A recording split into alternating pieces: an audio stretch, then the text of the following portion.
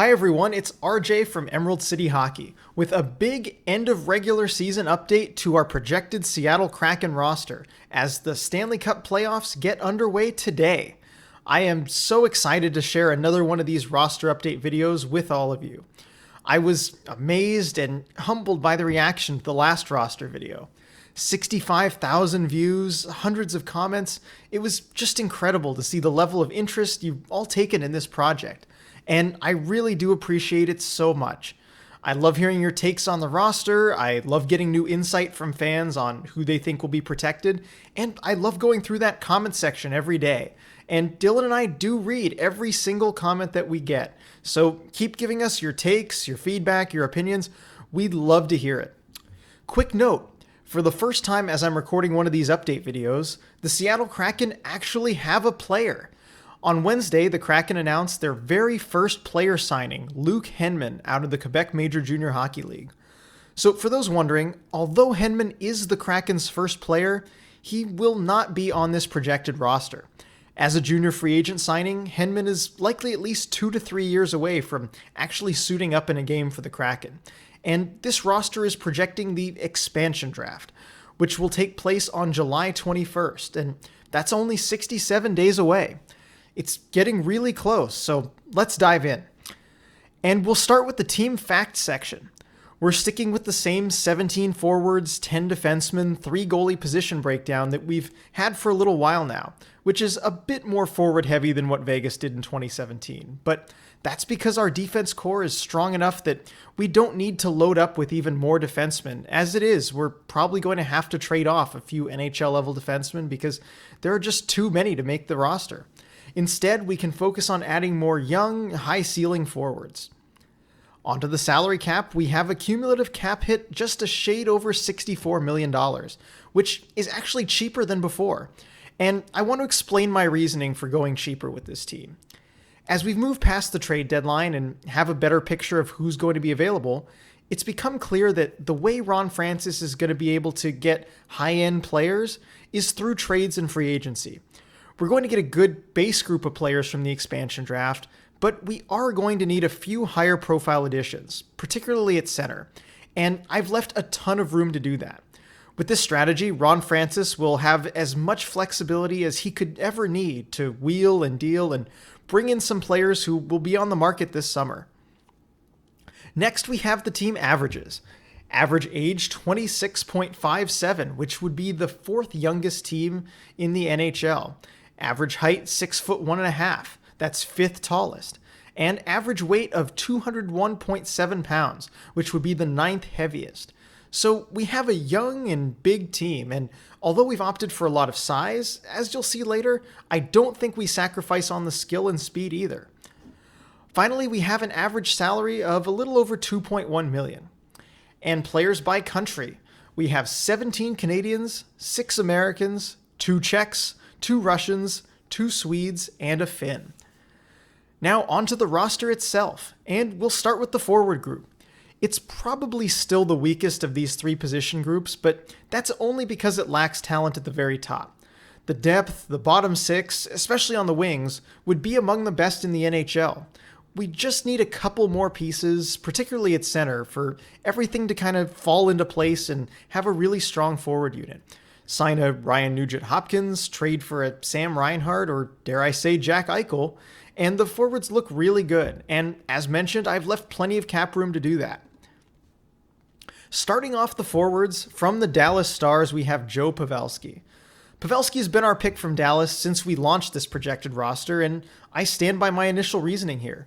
He played great this season, finished as the Stars' leading scorer, but after narrowly missing out on the playoffs, the Stars may be headed in the direction of a refresh, relying more on their younger core forwards like Jason Robertson, Rupe Hintz, and Denis Gurianov to carry the offense.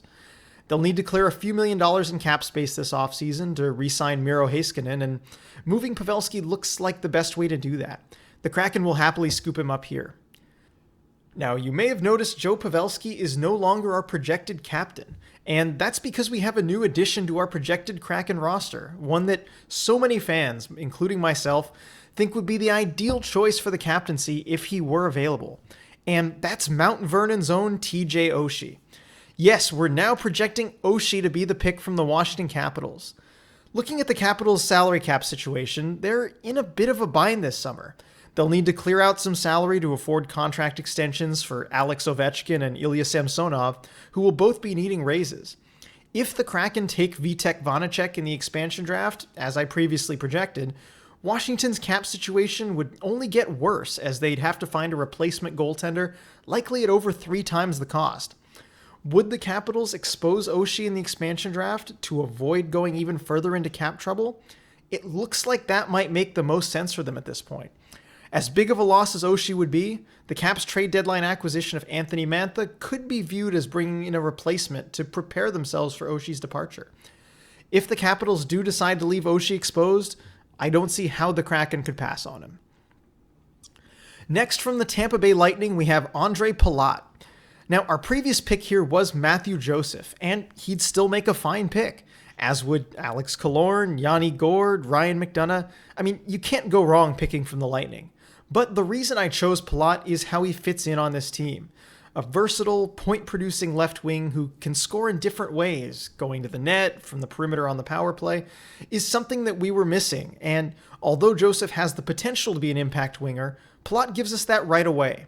He nearly matched a career-best scoring pace this season at age 30 and would slot in perfectly at left wing on the first line. Next, from the Ottawa Senators, Chris Tierney. Now, Tierney has had a bit of a rough season in Ottawa this year, and I think it's because he wasn't utilized properly. He was asked to play a role that he had never really played before in his career and admittedly struggled. Tierney was used as a defensive center with 67% of his shifts starting in the defensive zone. That's third highest among all Sens regulars and far and away the highest he's had in a season. I think Tierney still has what it takes to be a productive player, and he might actually be the best center on this roster. Now, obviously that's not ideal. You don't want Tierney playing first-line center, but if he can center your third line with a couple of young, skilled wingers and you give them some favorable zone starts, it could create a beneficial mismatch for the Kraken's bottom 6. Next, we have Austin Wagner from the Los Angeles Kings. If you've watched either of my previous projected roster videos, you've heard my take on Austin Wagner. He has elite, all-world speed, but just needs to work on his finishing, and I think he has 20-goal scorer potential. I'd love to see what he could do with a change of scenery, and it seems like that's the direction things may be headed. After the Kings re-signed Alex Iafallo at the trade deadline, Wagner is pretty firmly on the outside looking in when it comes to being protected in the expansion draft. The Kraken would be wise to take a chance on him. Next is Nicholas Aube-Kubel from the Philadelphia Flyers. The Flyers will have a lot of big names available for the Kraken to take in the expansion draft. Running down the list, you have James Van Riemsdyk, Jakub Voracek, Shane Gostisbehere, and while I never really gave much thought to taking Voracek or Gostisbehere, I really considered grabbing Van Riemsdyk. He was the Flyers' leading scorer this season, and with only 2 years of term, it's not the worst commitment, which is why I lowered my confidence factor on this pick to a 6.5. But I'm sticking with Aube-Kubel, mainly because, as I've said before, I like his game. He plays tough defensive assignments and has a great motor. His possession numbers are very good given his deployment. At that cap hit, he's a steal. Next, from the Pittsburgh Penguins, Zach Aston Reese. We previously had Jared McCann as the pick from the Penguins, but he has continued his incredible season and has played his way into being protected. So instead, we'll go with Aston Reese. Like Aube-Kubel, Aston Reese is a reliable defensive forward who's trusted by his team to play difficult minutes and help his line come out of them unscathed. He's done exactly that with the Penguins this season, as his team has controlled over half of shot attempts with him on the ice, despite starting in the offensive zone only 32% of the time. Aston Reese and Aube-Kubel would help form a formidable shutdown line for the Kraken. Next, from the Winnipeg Jets, we have Mason Appleton. And you may notice that green trending upwards arrow for my confidence factor on this pick, which has gone all the way from 6.5 up to 8.5. I said in my last roster update video to keep an eye out for an Adam Lowry contract extension, which, if it happened, would make the confidence factor on this pick skyrocket. Sure enough, 4 days after the video was recorded, the Jets extended Lowry, leaving Appleton as the clear odd man out in the protection picture, which is great news for the Kraken, Appleton has excelled in a third-line role for the Jets this season and looks more than ready to step into a bigger role next year, an opportunity the Kraken could certainly provide. Next is Kevin Stenlund from the Columbus Blue Jackets. Looking at the Columbus protection list, 6 of the 7 forward spots are virtual locks to be protected, with the 7th coming down to Stenlund or Eric Robinson. Robinson outscored Stenlund this year and finished on a high note, being named the first star in the Jackets' final game of the season, so I think he'll get the nod to be protected. That means Stenlund remains our pick, and I'm okay with that. Stenlund is one of those players who's shown flashes of brilliance, but hasn't had the opportunity to put it together consistently.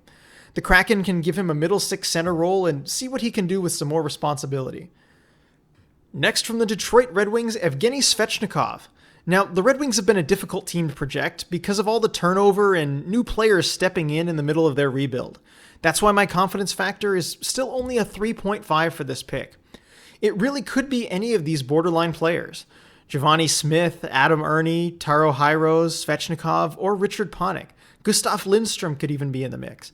But I'm going to stick with Svechnikov. He finished the season with a respectable 8 points in 21 games, and we've heard from some Red Wings fans that they'd be disappointed to lose him. That's a pretty good sign in my book. Next from the New York Rangers, Julien Gauthier. The Rangers are probably the best prepared team for the expansion draft.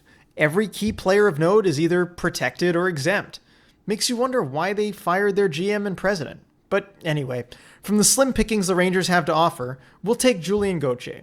He hasn't done much of note in his NHL career so far, but he was drafted by Ron Francis in the first round in 2016, and maybe Francis still sees some potential in him. Next is Rasmus Asplund from the Buffalo Sabres. In our last roster update video, right after the trade deadline, Anders Bjork was the pick here, but he's since played his way into protection territory as he's earned a spot on the Sabres' top line. That leaves a tough choice between Asplund and Tage Thompson for the final protection spot from Buffalo. And there really doesn't seem to be a consensus about which one they'd be more likely to protect. I've given Thompson the nod for now based on his size and slightly higher draft pedigree. Of course, this could all be a moot point, as major changes are certainly coming for the Sabres this offseason. It looks like a pair of former second overall picks in Jack Eichel and Sam Reinhart may be on the move, which could drastically change the Sabres' expansion draft plans.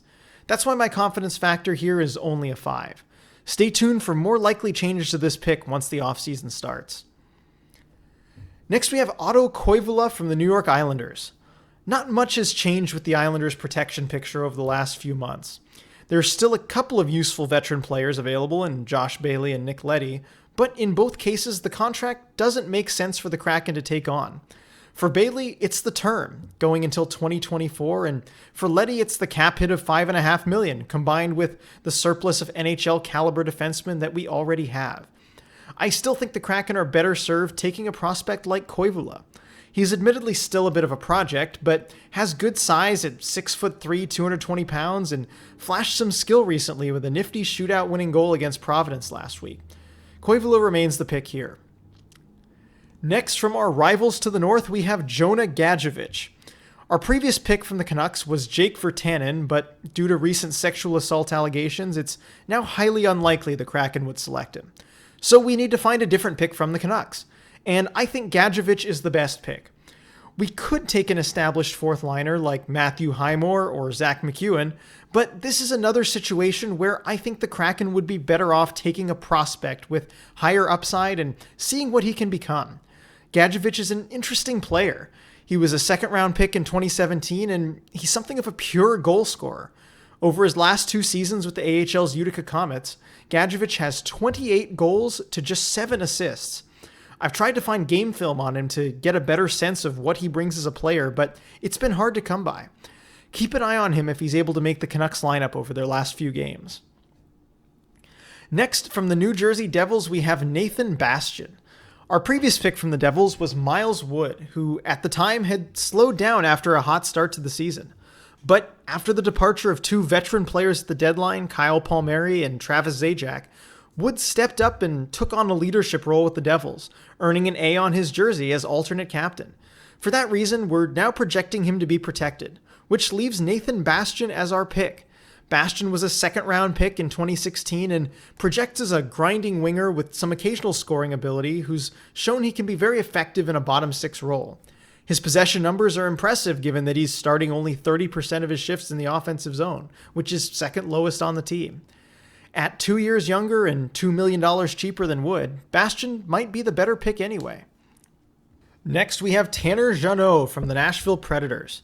So we did have Ryan Johansson as our pick from the Predators post-trade deadline, but after doing some more in-depth scouting of the Preds, I've come to the conclusion that his contract, $8 million for another 4 years, just isn't worth it, at least not without an asset attached. But what did impress me when watching the Predators was the herd line of Jeannot, Colton Sissons, and Yakov Trenin. I loved the energy they brought to the Preds lineup, night in and night out, so it made sense to grab one of them. But which one? It's a tough choice, and you can make a good case for any of the three. But I'm going with Jeannot. He's the youngest, cheapest, and has the most points per game. Next from the San Jose Sharks, Dylan Gambrell. With the addition of TJ Oshie, we now have 2 Washington natives on this projected Kraken roster. Gambrell, who's from Bonnie Lake, solidified his spot as a regular in the Sharks lineup this season. While he probably only projects as a fourth-line center, he led all Sharks forwards in blocked shots this season and is more creative offensively than his scoring numbers would suggest. Moving on to the defense. I've said it before and I'll say it again. The strength of this team is on the blue line. From top to bottom, this defensive group stacks up pretty favorably compared to any in the league. You have a good balance of offensive and defensive defensemen, size, skill, toughness, some youth, veteran experience. This blue line really has it all. And we'll start with the veteran leader of the group, Mark Giordano. So you'd think at age 37, Giordano wouldn't be able to handle the same role he's traditionally played with the Flames, but that clearly hasn't been the case. The Calgary captain has been a workhorse again, leading all Flames skaters in ice time and all Flames defensemen in points. With Calgary having a trio of younger, cheaper defensemen to protect in Rasmus Andersson, Noah Hannafin, and Chris Tanev, Flames management may feel that it's the right time to move on from their longtime captain. The Kraken will happily take advantage here. Next from the Minnesota Wild, Matt Dumba. The Wild have one of the most complicated expansion draft situations in the NHL, with a league-high 5 no-move clauses severely limiting their protection options. As it stands right now, Matt Dumba would appear to be the odd man out, with 3 other defensemen, Spurgeon, Suter, and Brodin, having no-move clauses, leaving Dumba exposed. That said, it is highly unlikely that the Wild will end up losing Dumba for nothing. They could ask one of their 5 players with no-move clauses to waive it and open up another protection spot, or if none are willing to waive, they could trade Dumba before the expansion draft and get some sort of return. That's why my confidence factor is only a 3.5. So why is Dumba still the pick? Well, it's been reported that the Wild are holding off on any no-move clause discussions with those players until after their season is over. So, as it stands, currently none of them have been asked to waive their no-move clauses. Since that is the case, and until we hear reports otherwise, Dumba is exposed and therefore the pick here. Next is Nikita Zadorov from the Chicago Blackhawks. Last month, the Blackhawks signed defenseman Riley Stillman, who they had acquired at the trade deadline, to a 3-year contract extension. According to reporters familiar with the Blackhawks, that would seem to indicate that Stillman is the preferred protection candidate over Zadorov. With the Blackhawks having brought in a younger, cheaper replacement for Zadorov, it seems like his days in Chicago could be numbered. And that's where the Kraken could take advantage. I like Zadorov's game. He plays with an edge, uses that 6'6", 235 size, and instills a bit of fear in opposing forwards. As you'll see in the next couple months, guys like him are especially valuable in the playoffs, and I think the Kraken would benefit from having him on their blue line. Next from the Colorado Avalanche, Ryan Graves. In the last roster update video, I had Devon Toews as the Kraken's pick from the Avalanche, because, much like the situation with the Wild and Dumba, nothing had been reported about Erik Johnson waiving his no-move clause, so I had to assume it would still be honored. But sure enough, a week later, it was reported by The Athletic that Johnson would in fact waive his no-move clause. So looking at Colorado's protection list, Toews now goes into that final defense protection spot, and Ryan Graves becomes the pick. Colorado has perhaps the best blue line of any team in the NHL, and Ryan Graves is a significant part of that. At 6'5", 220 pounds, he's a great physical defensive complement to the Avs' skilled offensive defensemen Cale Makar and Sam Girard. I've been impressed by his active stick in the defensive zone and his willingness to stand up for teammates, most recently by fighting the Kings' Brendan Lemieux in the Avs' final game of the regular season. With everything he brings to the game, Graves would be an excellent pick by the Kraken. Next is Radko Gudas from the Florida Panthers. I've mentioned in the past that I like what Gudas brings as a third-pairing defenseman. He's physical, plays with an edge, but is also an underrated puck mover. I think Gudas would make a fine expansion draft pick. But the Kraken will have a number of attractive options from the Panthers, and it appears they may have their eye on someone specific. The Athletic's James Myrtle reported that the Kraken were targeting Panthers goalie Chris Driedger to be one of their netminders for next season. That doesn't come as a huge surprise. I mentioned him as a potential Kraken target in the previous roster update video. Since he is an upcoming free agent, I can't pick him here, but that report is enough to drop my confidence factor on the Gudas pick from a 6.5 down to a 4.5. From the St. Louis Blues, we have Vince Dunn. The Blues will provide the Kraken with plenty of good options to choose from at both forward and defense. Sammy Blais, Oscar Sundqvist, Zach Sanford, and Nico Mikkola are all in play, but I think Dunn is the best option. He had been vocal about wanting a bigger role prior to this season, and thanks to the Blues' devastating injuries on defense, he's been averaging over 19 minutes a game and doing well in those minutes. Dunn has been injured for the last 2 weeks, but if he returns for the playoffs, keep an eye on how he fares against the highly skilled Colorado Avalanche forward group. Next, from the Toronto Maple Leafs, Travis Dermott. We've changed our protection list for the Leafs recently. With no progress on an extension for Zach Hyman, it's looking more and more likely that Toronto could choose the 8-skater protection option. While that is a significant change, it does still leave Dermott as the odd man out and fairly obvious pick.